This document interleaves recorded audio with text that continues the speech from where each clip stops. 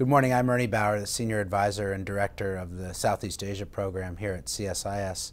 And we're very fortunate this morning to have a visitor from Australia, Dr. Thayer, who's the Professor Emeritus at the University of New South Wales and also with the Australian Defence Forces Academy. Is that right? Yes. Dr. Thayer is a well-known expert on Southeast Asia, in particular Vietnam, and I wanted to ask you a couple questions about your outlook for Vietnamese politics after the Party Congress that just happened earlier this year. A lot of people in this town think that Vietnam has taken a turn for the more conservative after the Party Congress. Others think they see continuity. Could you share where you think Vietnam is headed after the Party Congress? Right. Well, in a nutshell, the Central Committee, the vast majority of members are incumbents and are returning. 42% are new, so there's continuity. On the Political Bureau, 9 of the current 14 represent continuity. And Vietnam is not going back. It's actually addressed and agreed to be more proactive in pursuing international integration. And in that simple phrase really means a full court press now to carry on from their remarkable success in opening to the outside world, but not leaving areas outside of the economy, such as defense and security, neglected. So they're broadening their engagement. Absolutely. Across the board. And that obviously includes the United States and Australia, but not exclusively so for either. Is that right? No, I think Vietnam, they want to make friends with all countries of the world is the kind of aphorism that they use, but in reality, to mask working with great powers, they also want to build up relationships with other countries so as not to be isolated. Yeah. And in that context, I mean, Vietnam's chairmanship of ASEAN last year was remarkable in many ways. They were seen as strong leaders of ASEAN, and they really had some important accomplishments. Could you comment on, what are some of the most important things the Vietnamese did, and why were the Vietnamese so focused on ASEAN? Right. Well, I think two events stand out for me. One was they picked up a process where the ASEAN defense ministers, which had met for the first time in 2006, the last sectoral group in ASEAN to do so, reached a decision that there were areas in the defense field where they needed to cooperate with dialogue partners to enhance what they were doing. Vietnam picked up that ball and went running and convened the inaugural meeting and got 8 players at the table, including China and the United States, at a time when both those countries had frictions. Were able to keep the South China Sea off the formal agenda, but individual ministers raised it, so they had their cake and ate it too. The meeting set up 5 expert working groups, which will continue the process. Yeah, time will tell whether that's successful. They got that off the ground. And then they presided over the East Asia Summit, which has been going since 2005, but that organization made the momentous decision to invite Russia and the United States to join, knowing full well that the United States would agree. And so the United States has a seat at the table as a major player in the Asia-Pacific, not excluded from East Asia. Right. I was really amazed last year when Vietnam, or not amazed, but I was sort of reassured, I guess, when Vietnam agreed to become a full member of this regional trade negotiation called the Trans-Pacific Partnership, or the TPP. I think they agreed to be a full member in November, which is only months ahead of their own Party Congress. So it looked like a pretty big commitment to regional economic integration. But are the Vietnamese biting off more than they can chew with TPP membership? Well, for a country that was totally dependent on the Soviet Union, it collapsed, and without skipping a heartbeat, opened up to the Northeast Asia first and then globally, and did so successfully. Taking on the TPP is a similar challenge that I think they have already in their experience ability to do so. They've identified long ago the threat of falling behind economically other countries as a major concern for them. So they're dead set, and the Party Congress endorsed signing multiple free trade agreements, putting stress on the TPP because Vietnam needs to find comparative advantage globally. Massive trade deficit with China. It needs other markets.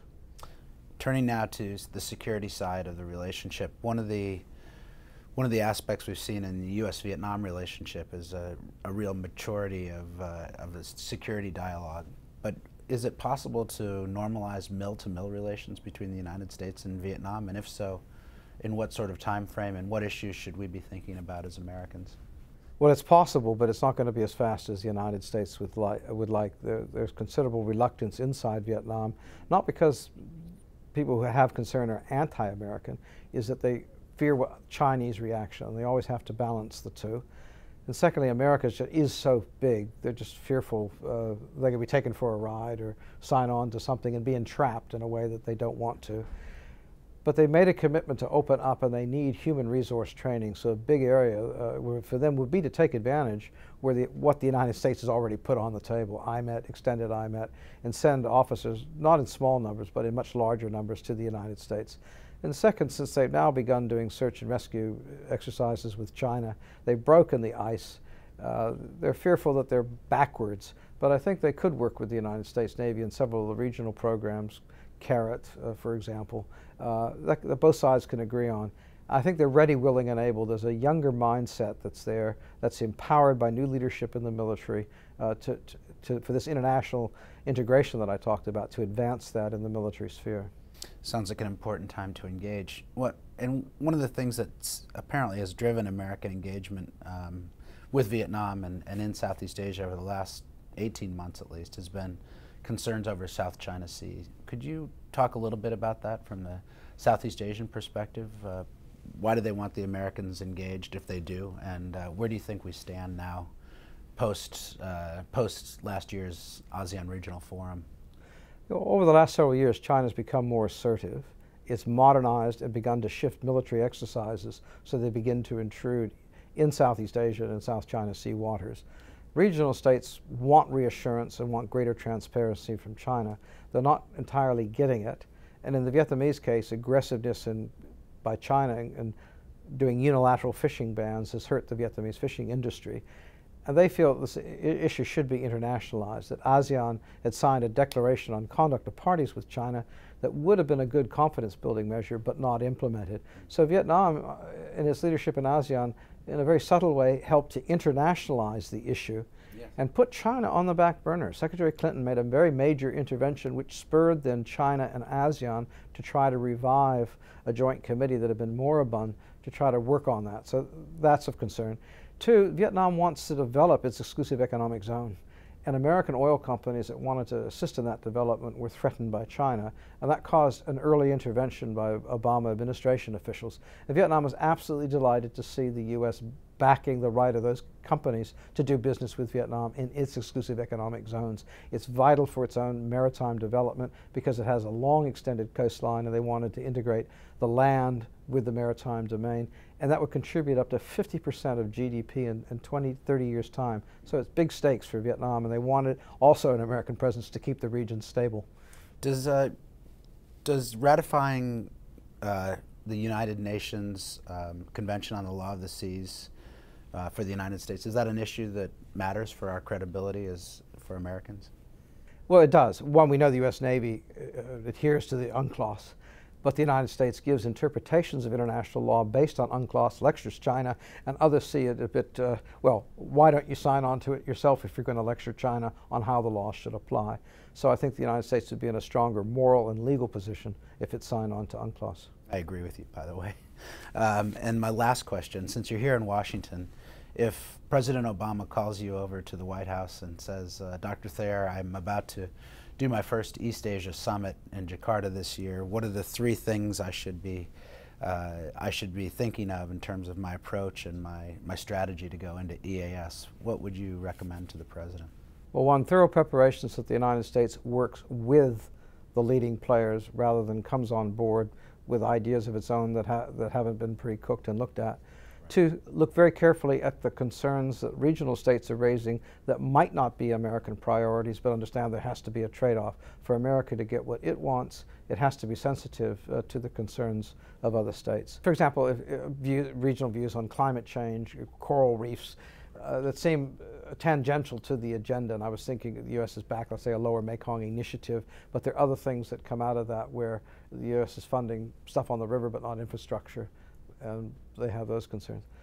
The third thing would be that for the East Asia Summit to really work, it is congruent with the ASEAN Defense Ministers Plus process.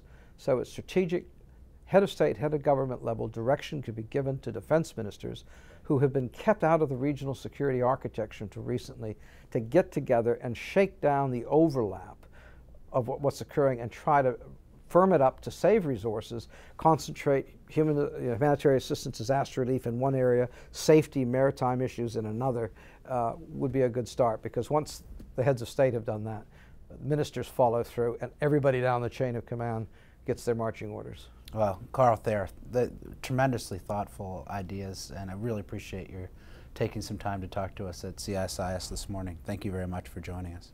Thank you. Thanks. Thank you, Ernie.